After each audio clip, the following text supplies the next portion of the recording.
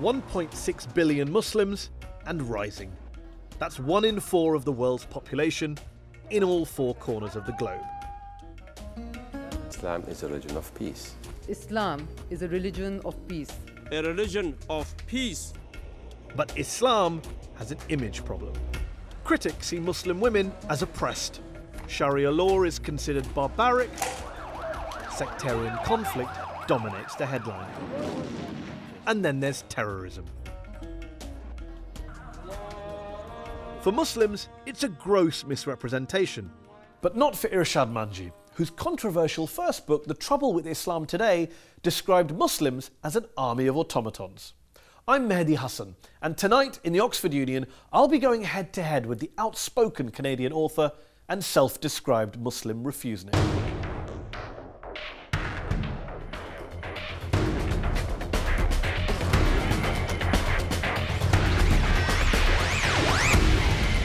Ladies and gentlemen, Irshad Manji. She believes Muslims need to rely much more on their own Islamic tradition of Ijtihad, or independent reasoning, and completely rethink their attitudes to the West. Welcome, Irshad, to Head to Head. Thank you very much for joining us. Let's kick off this discussion with perhaps the most important question, because a lot of people know you from your first book, which was called The Trouble with Islam Today. What is the trouble with Islam today, in your view? In a word, Muslims. We are the trouble with Islam today. We have allowed tribal culture to colonize the faith of Islam. But the good news in saying this is that we are also the source of reform, meaning that we can literally draw inspiration from our own scripture, from the Quran, in order to reform our hearts, our spirits, and our beings. And one passage that has been profoundly inspirational for me is the one that states, "Believers, conduct yourselves with justice and bear true witness before God," and here is the revolutionary part, "even if it be against yourselves, your parents, or your relatives." This is a call for moral courage. This is a call to stand up when others want you to sit down. And it is part of what makes Islam as a faith revolutionary in the 21st century, not just in the 7th. It's fascinating to hear you say this, because a lot of your critics, and you have a fair few critics, especially within the Muslim community, their objection to you over the years, my understanding is, that you say there's a problem with Islam, and a lot of Muslims say, and I would count myself amongst them, who say there's a problem with Muslims, certainly with many Muslims, definitely need some form of reform, change, revolution, whatever you want to call it. But Islam is the religion. Don't bring Islam into it. Where do you stand on this? It is a problem with Muslims. However, Mehdi, let's ask ourselves, what is Islam? Islam isn't some theory. Islam is a way of life, and it is we Muslims who define what that way of life is. And so if we are stopping one another from expressing our diversity, then the message we are sending to each other, not just to the rest of the world, to one another, is that this is Islam. I don't buy that. Tribal culture is not Islam, but we have made ourselves the problem with Islam today. We'll come to tribal culture, but I would question the premise which says Islam is defined by what Muslims do. Because if that's the basis, then what is the point of a holy book? What is the point of a holy prophet? What is the point of scripture, revelation? To guide. But they're not the defining features of a religion. It's the tenets the behavior. Of the faith, it's the behavior of Muslims that defines in every generation what Islam is. So I understand that there's on that actually basis, a story. Christianity is defined by Christians. Of course. So I can condemn Christianity for something, say, George W. Bush has done. You can condemn the way Christianity is being practiced, and if a Christian is practicing Christianity in the name of Christ, in a way that is violent, in a way that is intolerant, I don't believe that there is anything blasphemous about saying that there is trouble within Christianity today. It's almost a chicken and egg argument. What came first, the Islam or the Muslims? Let me ask you this, Mehdi. Sure, and I understand, you know, where so much of the criticism of just this phrase, the trouble with Islam today, is coming from, but so many people who hadn't read the book and still haven't said, oh, you know, you're blackballing Islam with a wide brush, and I said to to them, have you read the book? Because most of the book is about ijtihad. It's about, thinking creatively and independently. And this is a tradition within Islam itself. So in fact, there is nothing wrong with Islam that cannot be corrected by what is right with Islam. Just to be clear, we hear this phrase bandied about in the West a great deal about moderate Muslims. You're not a fan of moderate Muslims. You think moderate Muslims, quote, are part of the problem, not the solution. Correct. Basically, I make the case for being a reformist Muslim, not just a moderate one. And here's why. Moderate Muslims do denounce violence that is committed in the name of Islam, very much so, but they deny that religion plays any role in that violence. The very first thing you will hear from the mouth of a moderate, typically after an act of violence committed in the name of Islam, is, please don't misunderstand, Islam has nothing to do with this.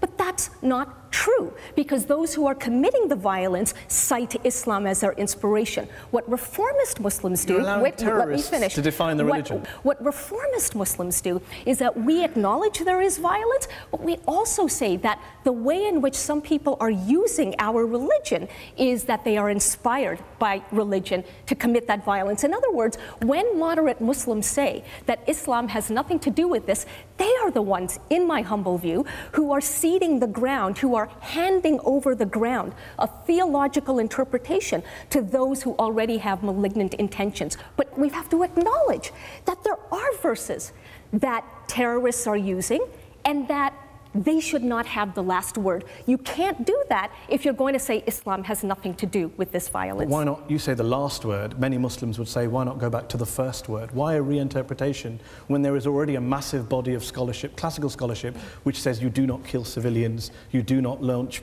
preemptive surprise attacks on innocent targets. So why get into this reinterpretation debate with people who don't really deserve to be debated with, because they are criminals, they are mass murderers, who are using the Quran as cover for their crime? When I talk about reinterpretation, I am indeed talking about taking away these malignant interpretations from terrorists. And so what many Muslims, and not just non-Muslims, will know about Islam is what makes the headlines today. That is why I use the word reinterpret, because already power is being given through our passivity, through our silence, relative silence. Already power is being given to terrorists to define Islam. You say silence and passivity. I mean, I heard that in 2001. I remember after the September 11th attacks, people said, where are the Muslims? Even though lots of Muslim scholars around the world came out and condemned the 9/11 attacks quite quickly. Not quickly. No, not quickly. They had to be pressured into doing so. I think you'll find, for example, Sheikh Fadlullah, who is condemned as a Hezbollah cleric, and we can have a debate, who died recently, he condemned the 9/11 attacks within 24 hours. Most clerics For 10 years, I've been hearing Muslims condemn 9/11, condemn 7/7, and do so on the basis of the Quran.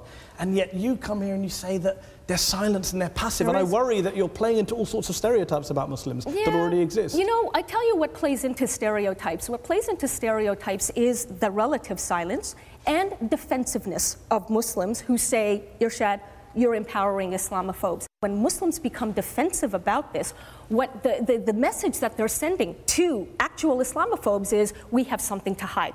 Because now we're just getting angry and emotional over an argument like hers, rather than calmly debating it. If I say to you calmly that the Quran condemns violence against civilians, the Quran does not justify Al-Qaeda attacks on the Twin Towers, is that defensive? Is that passive? No, is that silent? No, of course not. But the point is that there were Muslim scholars in Britain coming out in 2001 saying this is against the Quran. The Quran condemns these things. But these are the same kinds of people who have said things like Islam and the Quran in particular is just unequivocal, that if you kill a human being, it is like killing all of mankind. Not true. Actually, the verse itself, chapter 5, verse 32 reads, if you kill a human being, it is like killing all of mankind, unless you are killing that human being as punishment for violence or murder or other villainy in the land, okay? So I'm saying that moderate Muslims cannot simply sanitize what does exist in the Quran. We need to get real, we need to get honest, and we need to offer bold and competing reinterpretations of what is actually in the Quran, rather than putting periods and other punctuation marks that don't exist. Okay, well, let me bring in Sheikh Ibrahim Mogre, as Assistant Secretary General of the Muslim Council of Britain. He's an imam at several mosques in Leicester. You heard the verse she cited. Is the Quran, are Muslims behaving defensively about such verses? Are they hiding behind punctuation in your view? Well, I feel Irshad's also being very selective and putting the punctuation marks where they're not necessary. The verse of the Quran certainly talks about the sanctity of human life and the need for the preservation of human life and how wrong it is to take human lives. And when you extend your argument to say that it talks about except in response to violence or murder, but it is not for lay Muslims, people on the street, to take the law into their own hands. And when you say that we have not engaged with you for 10 years, I'd rather that you would have approached the scholars instead of sitting down to write a book and say, guys, this is what we want to talk about. Sir, with all due respect, you guys, as you put it, have not actually engaged with people like me. In fact, I've received a number of invitations from ordinary Muslims who are part of congregations all over the world who are excited about these arguments. But in every single case, no exaggeration, in every single case, they have written back to me to say, actually, I'm sorry, Irshad, the board has decided that they're not ready and the congregation is not ready to hear these arguments. You seem to be suggesting that this is the best thing since sliced bread, right? We are always willing to engage. And when you talk about the lack of condemnation of terrorism, the Muslim Council of Britain, without any prompting from anywhere, were one of the first to condemn it. Just because you have not heard of that doesn't mean it's not happening. Before I bring in Irshad to respond, Dr. Khalid Diab is a Syrian writer, broadcaster, filmmaker. You're shaking your head as Sheikh Ibrahim is speaking. First, I want to say that I do agree with Irshad that the problem is not with Islam as a religion as much the problem with us, the Muslims. If we go back to what happened September 11 or July 7 in London, those people who did that, they believe they were performing an act of jihad, not an act of terrorism. And if you look to most of the videos which has been sent by those terrorists, they were doing that in the name of Allah and in the name of Islam. Miriam Francois Sarai is also here. She is a journalist, a broadcaster, an academic. What do you make of what Dr. Khalid Diab has been saying? Actually, I think part of the problem is that they are going back to those verses. I've just been teaching a course on religious extremism, and the extremists are, generally speaking, politicized individuals who are operating in a framework where the dominant lexicon is Islam. That is the idiom of the society in which they operate. And therefore, in order to make themselves audible to the population, of course they express themselves by reference to Islam. This is a specialist area. When I have a medical issue, or a legal issue, or a financial issue, I will go to the experts. We're talking about spirituality, we're talking about religion and faith, we're talking about the hereafter. And I wouldn't want to allow lay people to start reinterpreting. You're dissing the experts. You're doing DIY Islam. No, spirituality. Spirituality. Don't misunderstand me. I do very much understand, and I've heard it over and over and over again. And I remember in Indonesia when this point was made to me, and a scholar, certified scholar, sitting right next to me, said to the person making your point, sir, he said, if you're going to go as far as to compare spirituality to medicine or accounting, well, in medicine, there is a principle called first do no harm. You can actually sue a doctor for doing harm. Maybe we should be able to sue mullahs too for doing harm. Why are you against expertise, specialism? The Quran, you know, it's interesting because the reason I can embrace the Quran is that, 3 times as many verses in the Quran call on Muslims to think and rethink and analyze, as you've pointed out, rather than submit blindly. So by that criterion, actually all of God's creatures, Muslims especially, are called upon to keep thinking. It's not about expertise. It's about remembering, sir, that you are not God and I am not God. And therefore, none of us can claim to have the, quote, right interpretation. Would you get rid of all scholars, imams, mullahs, as you call them, anyone, get rid of all of it? I would help equip a new generation of Muslims with the self-confidence to recognize that they are allowed to think for themselves. No, we understand thinking for ourselves. I've been thinking for myself for 33 years. I didn't need anyone's permission. I'm asking about specifically coming up with laws, understanding verses of the Quran, understanding traditions of Islam, understanding what, ethics, Islamic ethics are. how can every single person just make that up as they go along? Surely in every religion, in every society, in every field of life, you defer to experts, people with specialist knowledge, well, again, which you and I don't have. Well, wait a minute. You know, as we found out with the 2008 global economic meltdown, which was not predicted by the experts, experts often aren't experts, okay? So let's stop playing the power game, Mehdi. Let's stop playing on the terms of people who call themselves experts and who like to use their power as a cudgel, as a sledgehammer over everybody else. Who are the people who know, in your view? Who are the people you ask? Who I ask? Yeah. If I'm thinking for myself, but I will tell you. Everything. Certainly. Everything. But wait, you don't need any help in understanding the Quran, the tafsir, the interpretation, the history, the ethics, the context. One of the most common questions that I get from young Muslims is about interfaith relationships. I'm a Muslim, I've fallen in love with a non-Muslim, is there any hope for us? And they usually say something along the lines of that my parents and their imam insist that Islam stops interfaith marriage. Is that true? Rather than me giving them my personal interpretation, what I've come to realize is that they're actually not asking about themselves, they're asking about their parents. They need an argument that will convince their parents that love is borderless. What my worry is, if you buy this argument that the mullahs are all bad, everyone thinks for themselves. All bad. Come on. A lot of them are bad. Hyping that. A lot of them are bad. Don't be a typical journalist. A lot of them are bad. Don't do that. A lot of them are bad. I read 2 of your books. They didn't come out very well. Don't polarize. A lot of them are bad. We think for ourselves. We don't allow them to monopolize power, end the power game, etc. My worry is, if I'm in Al-Qaeda, that's very appealing. I don't need to worry about classical law, scholarship. I just make up my own religion. I give a fatwa saying kill the Jews. And they do. And they do. That's exactly what they are doing. And aren't you validating them? Because you're saying from a liberal perspective, we make it up as we go along. And they, from an extremist perspective, say, let's make it up as we go along. You're almost empowering the very people you claim to be fighting with. You know, that's a very... I think that's an excellent point. I've heard it before, and I've said it before. That's an excellent point. Good in theory. Wonderful in theory.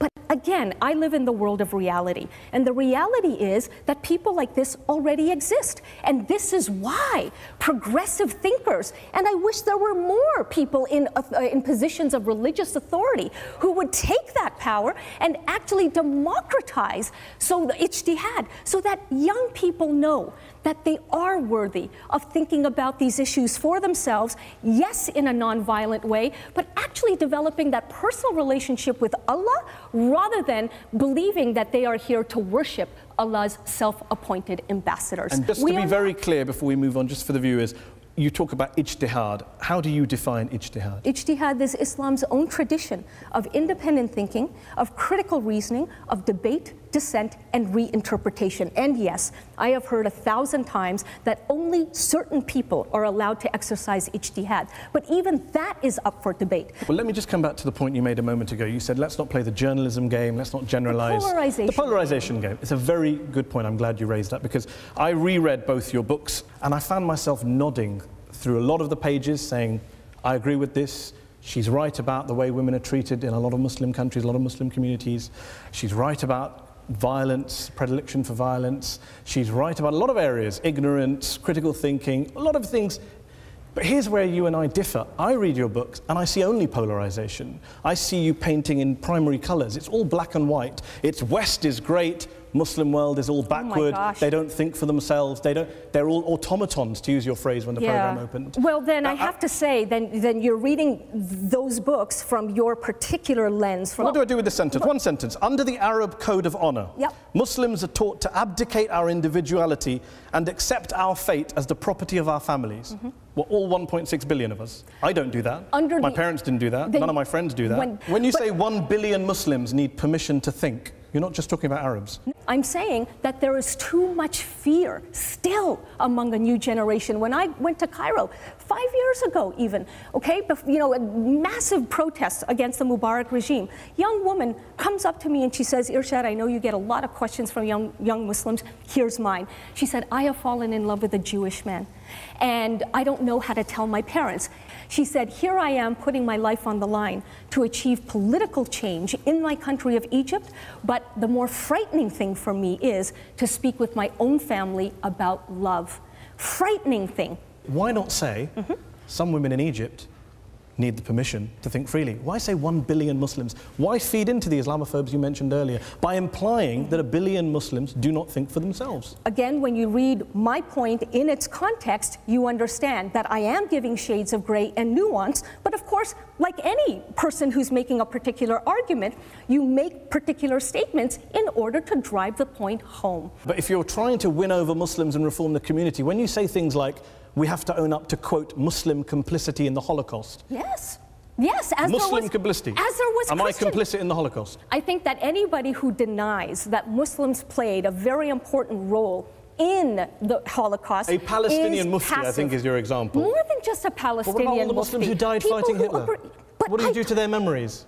What I do is I write about it in Allah, Liberty and Love. That's what I do. Agreed. So you disown the statement from your first book that said Muslim complicity? No, just as I do not disown the notion of Christian complicity in the Holocaust. I'm simply saying that we Muslims, you break everything down to Muslim. Muslims have a lot of catching up to do in the dissent department. One thing I noticed when I was reading the book, you say, well, there are plenty of women, you would agree, in the world, in the Muslim world, who wear the headscarf, who wear hijab, and they are fighting the battles you would want them to fight against domestic violence, against rape, against female circumcision, and the rest. How do you think they feel when you refer to having worn a hijab as wearing a condom over my head, or calling it a faux symbol of modesty, a symbol of Arab tribal culture? They're not really going to get on board your reform project, are they, when you refer to them as that way? Well, no, actually, that's not true.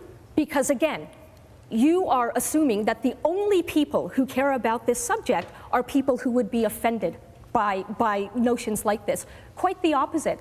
I can't begin to tell you how many women who do choose to wear the hijab have said, thank you for making this point, and I want you to know, in many cases they say, that I choose to do this for myself, but I have struggled with it.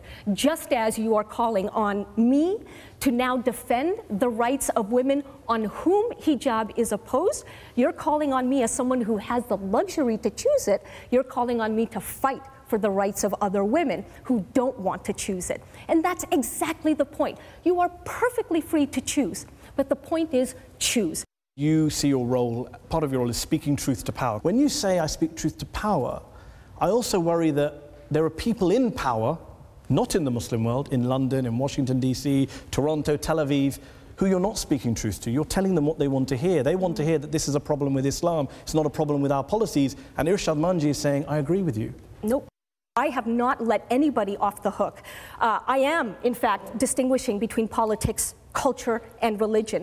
You talk about the Armenian genocide in 1915, carried out by the Turks. The Turks deny it was a genocide.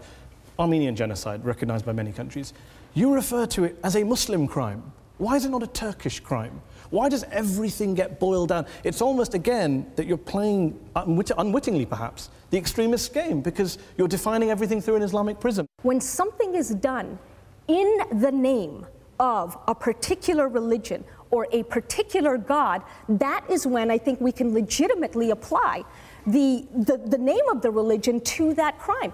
The moment people, sincerely believe that the Quran has nothing to do with this violence is the moment when terrorists who commit these crimes in the name of Allah will no longer be able to get away with them.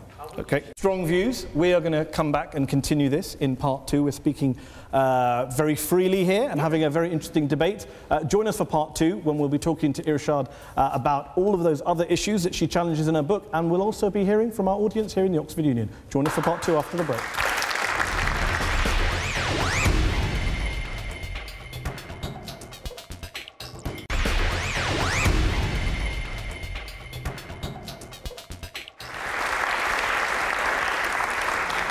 Welcome back to part 2 of Head to Head.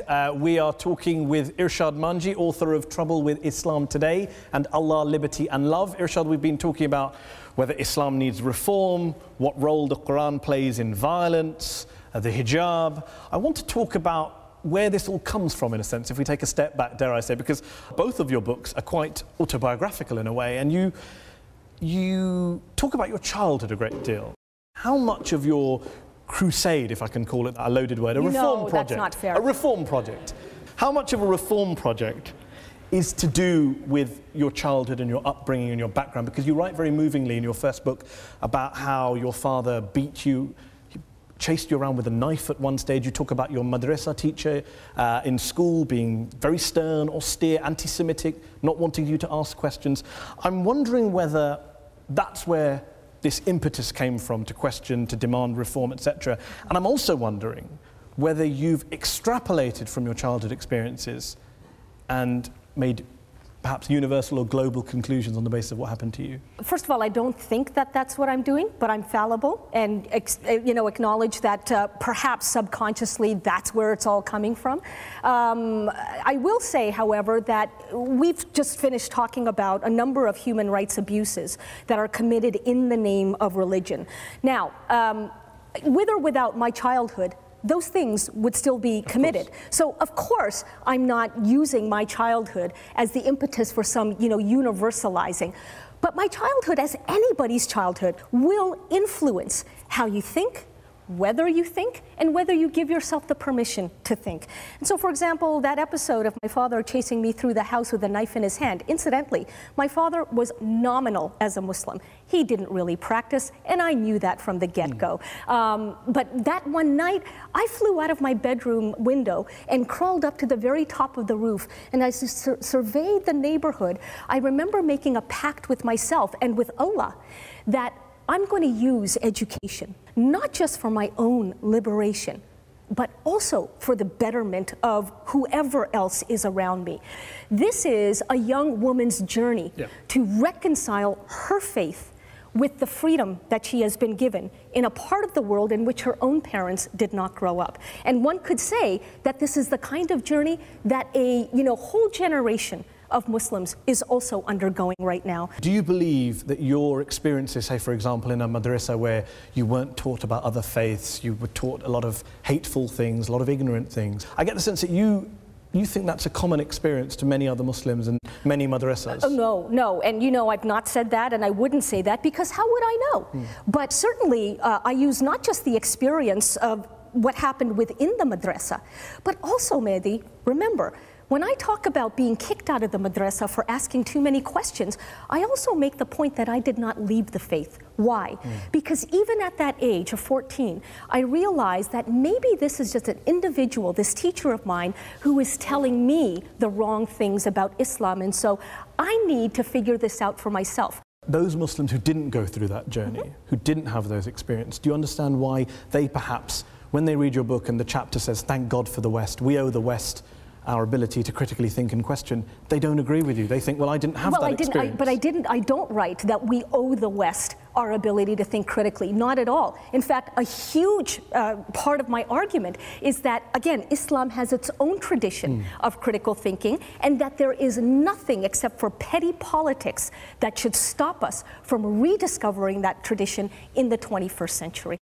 The refusenic line, the kind of outsider, the critical thinker, do you think that mantle came to you partly because you're a gay Muslim in a faith where gay Muslims have their human rights abused in a lot of Muslim majority societies? Maybe, but the reality is that I didn't know this about myself when I was a kid, never even thought about it. So I personally don't think that if I was, if I was straight, I would like to believe that I would be arguing exactly what I'm arguing now. But only Allah knows. I just want to bring in Sheikh Ibrahim Mogre, still here, who is an imam in several mosques. When you hear about Irshad's journey, what do you say to those people who do say, Muslims and non-Muslims, that mosques are places where, not just Irshad's mosque, but other mosques are places in the West, there is this accusation, where children are being indoctrinated, brainwashed, being taught all sorts of reactionary things? I pity the teacher who threw you out for asking too many questions. One of the key reasons what makes me go to madrasa to teach every single day is looking forward to the kids asking those questions. You are shaking your head once more. Yeah. I was brought up in Middle East as a child, in North Africa, in Syria, and in several places in the Middle East. And Islam, which I was taught, it was very strong and brutal Islam, where you as a woman should not do many things because you are a woman, because you are an inferior creature to man.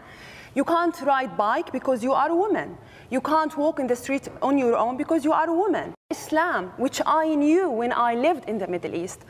And actually my journey from Middle East to the West, at a certain point I was thinking of Islam as a very, very brutal religion to women.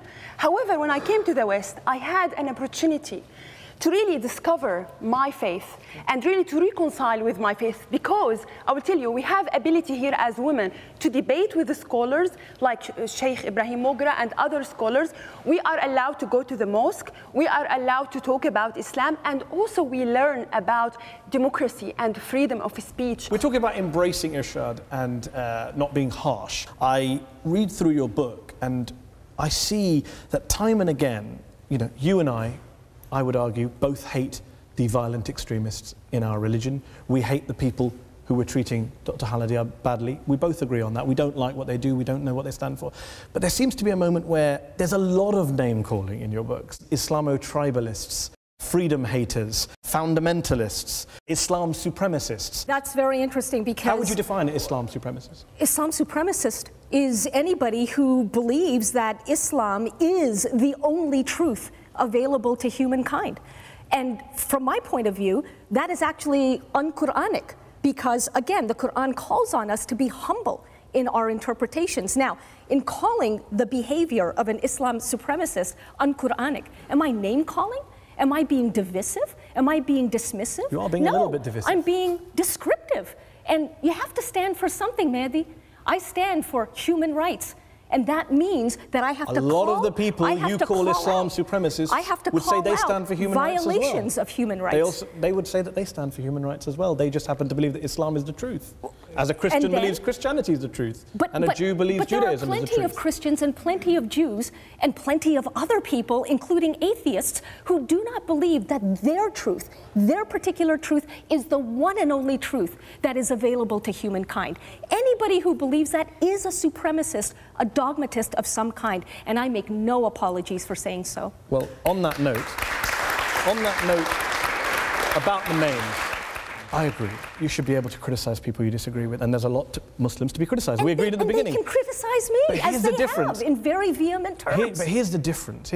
Here's what a lot of Muslims would say. They would say Muslim communities, particularly in the West, where you're talking to, feel besieged, they feel under fire, they feel discriminated against. I believe you came here from France to the UK. In France, many Muslims would argue there's rampant Islamophobia, and there's very little context of that in your book. The point is that, you know, if we Muslims are going to claim to the rest of the world, as we should, that we are a diverse lot, then that diversity needs to be heard and felt from within. So if we're suppressing each other's freedom of expression, then we are the first people to be stereotyping ourselves. Diversity begins at home. Put yourself in the position of a Muslim male or female who is living in an area in Europe where the far right are on the rise, there's racist attacks in your street or in your community, there are politicians saying they want to ban your meat or your clothing, and here comes Irshad Manji to tell you that the problem is all of you lot, not the West, which gave us the Enlightenment and freedom and democracy, and doesn't engage with the far right and the discrimination. Again, if we're going to become ultra-defensive about the need for critical thinking in our faith, then the message that we convey to the very people whom you say are Islamophobes is that we have something to hide. And that's why we get angry, and that's why we, hurl fatwas at one another, and that's why we get emotional about arguments like mine and Dr. Diab's.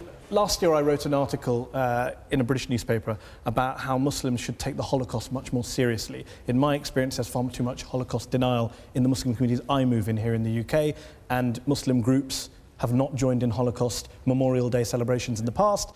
And when I wrote that article, it got a lot of support from people I really didn't want to get support from.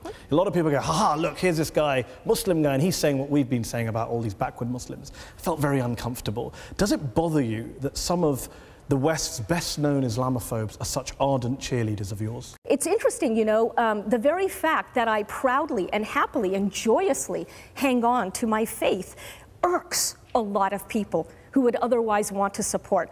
I've lost many fans by writing a book called Allah, Liberty and Love, because many people thought after the first book that merely by critiquing religion, merely by doing that, I was going in the direction of atheism. The exact opposite has happened. I've deepened my faith with God and have therefore incurred the wrath of many people who would rather that I ditch Islam.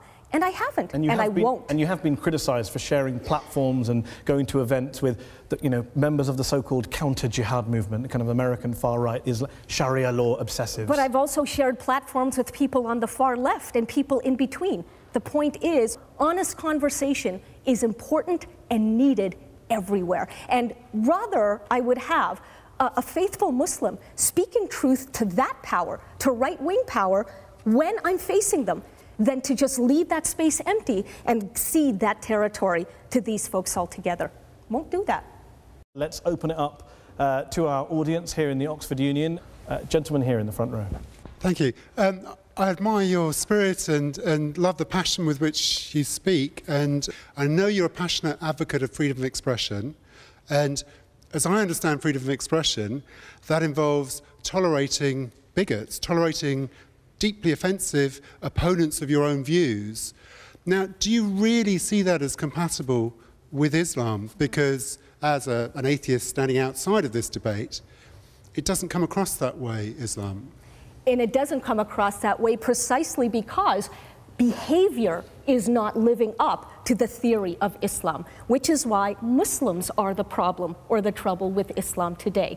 Do I see freedom of expression as compatible with Islam?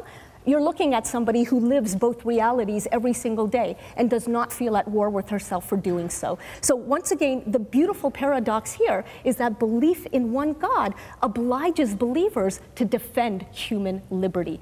Lady here in the third row. You've spoken a lot about clarity, about being sincere.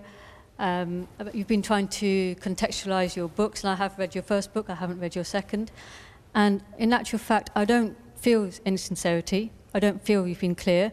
I don't feel any humbleness or humility in anything that you've stated in your books particularly. I feel some this evening in your attempt to clarify what you've said.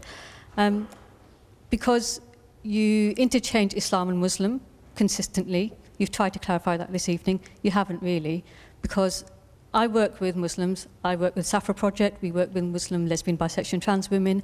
A lot of the work you've been doing actually contradicts our work, has actually detrimentally affected our work. How? How so? Because you haven't clarified, you've generalized. You said, oh, let's add a context. You add a context in this debate, but in your books, the books that millions of people read, does not contextualize, it generalizes and it essentializes. When you say more people need to speak up, we don't get the platform. The reason you get a platform is because what you say continues to support the racialization of Muslims. Irshad, you want to come back? Simply to say that I'm sorry you feel that way. I do find it interesting that when people accuse me of essentializing, they too presume to be speaking on behalf of all of these Muslims who are very angry about my so-called essentializing. But again, there are plenty of other Muslims who would disagree with you, and so I don't hold it against you or hold it against them. This is the discussion we need to be having. I'm sorry, as I say, that you feel the way that you do, and good luck in your work, because we all have something to contribute. One thing we didn't get to talk about, time permitting, is, for example, you hold views that most Muslims don't hold, the vast majority. For example, you believe the Quran is an imperfect book, a flawed book, a contradictory book. Very hard for you to round up Muslims to speak out on that issue because they just don't agree with you. Sure. Of course there are lots of Muslims who don't agree with me, and Mehdi, there are lots who do, even on this point. But surely you would acknowledge that there's a big contingent of Muslims who agree with you on the theology. Surely you would acknowledge that it is far less frightening to speak up in support of the perfect Quran than it is to speak up about contradictions within the Quran. That wasn't my point. My point was that but that is the point. That is the point. My point is on violence. Lots of Muslims agree with you. On the Quran, most don't. Therefore, it's very hard for them to come and share a platform with you when they... How can you say that most don't when we don't have a world in which it is safe for people to speak up about their real view of the Quran, Muslims included, or Muslims especially? How can you say that most don't? To the gentleman there, right there, yes, you who was at the back, who's been waiting there. Hi. Yeah, I was going to say, it's very hard to think of any injustice you could expose that couldn't potentially be exploited by people with a bad agenda. To take an example, like, say you talk about American atrocities in Iraq. I mean, Bradley Manning leaked, film of Americans shooting civilians in Iraq. Now, potentially some jihadist could use that as propaganda. Is that an argument that you shouldn't expose that? Or should you expose all injustice? You know, you can get anti-Semites start putting stuff about, yeah, the Jews. If I put something criticizing Islamism, I get people who hate Muslims agreeing with me. Right. And that's a very real fear that many Muslims who have talked to me have. That if I say something, you know, how is it going to be held against me? Who's going to use it? But that becomes a self-imposed censorship in that case. If we want the world to see us as the diverse community that we are, then we have to give ourselves the permission to be diverse. And that means lifting the lid on our own censorship. But why not also, and this is to come back to the gentleman's question. So, for example, Ziauddin Sardar is someone you quote in one of your books. He would call himself, I don't know if he called himself a reformist scholar, but he attacks Islam, Muslims, Islamic interpretation. Islam? Well, no, he doesn't. He is very critical. I'm a great admirer of his work, but he's also written a book attacking US foreign policy. Do you think you would have a little bit more credibility in the Muslim community if you did that too? If you said, okay, I'm going to attack Muslim extremists, but I'm also going to attack the neoconservatives who want to start wars in the Middle East or whatever it is. Yeah. Would that give you more credibility, do you think? Probably, and strategically, but again, I'm not... Well, honest to God, well. But wait a minute. Once speaking truth to power, speak truth to all power. Mehdi, sure. And here's the reality. There are so many people who are speaking truth to neoconservative power, and rightly so. The world doesn't need me to be doing that. You know, my question is, what can I contribute to the wider discussion about justice? So just like I'm not going to write a book about the trouble within Christianity simply because there are plenty of people who are already doing that. Same thing in this case. Let's take another question from the audience. Is that lady here on the end of the front row? Yeah, I'm interested in just following this up about change on the ground, particularly in respect of the polemics and women's rights, for example, minority rights, which are very sensitive. And there are people at the grassroots trying to change debate, trying to influence actual people's lives, when the polemics and the kind of elite debates that perhaps we're all having can actually shut down debate. How do you envisage bridging this and moving forward? By encouraging honesty. And that's really very key, because even grassroots activists will tell you that there's censorship within, that there are abuses of power within, and because there are ideologies, correct ideologies, that must be supported in the name of any particular cause, you wind up actually having very little honesty in some cases. So my unique, self-chosen, but personal goal is to help people of different backgrounds actually engage with one another in ways that answer the following question: what can I learn about you that I didn't already know? Gentleman here in the second row on the end with his hand up. You talked about having friends or rather sharing platforms with people and having honest relationships. And I wonder to what extent you have honest, open friendships with traditional Muslim scholars who are representing their traditions, which go back generations, and are voices of moderation, because you seem to be undermining them as opposed to empowering the very people who are doing all the hard work on the ground. Right. Well, I can only tell you that now more and more traditional scholars are willing to engage. In the past, they haven't been. And not because they're bad people, not at all, but because they too have feared the stigma of in any way sharing a platform with Irshad Manji. I think people are getting rather fed up with that. They're getting tired of courting the approval of, some spokesperson. So once again, signals of hope, signs of hope. This lady here. I think what sort of can become an issue here is that we have this idea that there's this monolith of Islamic expression and that everyone is backwards and everyone has some very archaic ideas. And I think it's a shame if we are tarring the whole of the Muslim community in the West, in the East, with this one brush. And I think sometimes you can play into that. You're tarring everyone with the same brush in that sense. I'll be more careful going forward. Gentleman there. I think I agree with you, there's a fragmentation of religious authority in the world today. But if Islam is what Muslims do, and how Muslims live, and the context in which they live, why keep going back to the religion and to the Quran? I mean, do you think that if we edited out all the verses in the Quran which are violent or patriarchal that there wouldn't be militancy in the Middle East or that domestic violence would end. I mean, don't you think Islam isn't the problem and it isn't the solution? That's what Islamists say. Islam is, in the end, a distraction if you're talking about the politics of the Muslim world today. I don't think it is a distraction. And you know, going back to Mehdi's point about trying to win hearts and minds, I mean, I remain a Muslim for a very sincere reason, because I love Allah. End of story. The reality, though, is that when you come from within the fold, you know, you can say to fellow Muslims that, look, the Quran itself, we can draw inspiration from it. People need to hear that there are these verses in the Quran, and it is shocking, and I would say very, very sad, that more madrasas are not teaching these aspirational verses to their children in order to have them really understand that as children of God, not slaves of God, as children of God, they have the capacity to make a difference within their faith. Irshad, you say you stayed a Muslim. You say I remain a Muslim sincerely. Yeah. How would you define that? How would you define it? Just believing in God?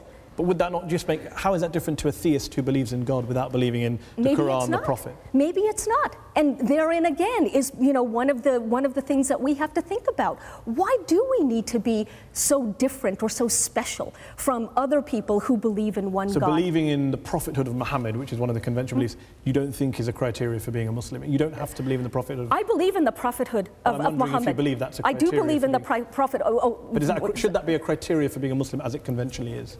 I don't think so, because what has happened is that in making that one of the criterion, we have inadvertently, as Muslims, many of us, and I would argue most of us, have put Prophet Muhammad on a pedestal, when he himself reportedly said, I'm just a human being who's been given this special mission from God, but I am a fallible human being. And so I believe that going back to the Quran, rather than also supplementing it with hadiths and you know, the traditions of the Prophet, the Quran itself contains the raw materials for the diversity of thought that we are capable of. We don't need to go any further. Gentleman with the white cap there, so I just want to ask, is there any basis for just punishment and war in Islam, bearing in mind the Prophet and his companions performed both? And is there any practice in Islam which is not open to choice? The central tenet of Islam is belief in one universal God.